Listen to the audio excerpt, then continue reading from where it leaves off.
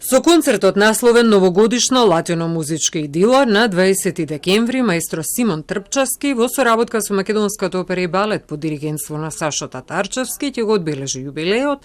25 години блескава музичка дејност.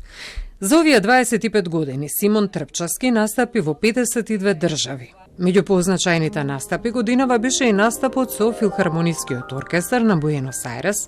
со ретката изведба на аргентинскиот концерт на Алберто Хинастера.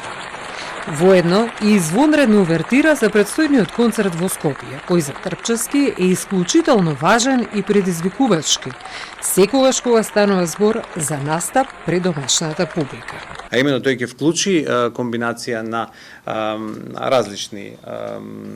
композитори, како Албенис, како Сарасате, како Де Фалја, нешто што во тој дух нам, да кажам, ние, од аспект, би кажал, на интензитет на емоција, на ритмичко чувство блиско и би сакал тука да кажам дека ќе изведам едно дело кое што мене ми е многу мило, кое што само што го научив сам, тоа е Рапсодија еспањола од Исак Албенис или шпанска рапсодија, која што во верзијата и оркестрацијата на Кристобал Халфтер ќе биде премиерно изведена во Македонија. Од една идеја, од една средба прерасна во тоа што го направивме минатата година и нашата желба постана,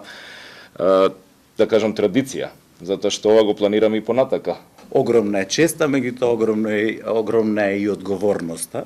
за да се направи со најголемиот состав кој што таму ќе настапува, односно оркестарот на Македонската опера и балет, да биде на нивото на кое што е потребно за да се настапува со уметник кој што настапува со најголемите оркестри во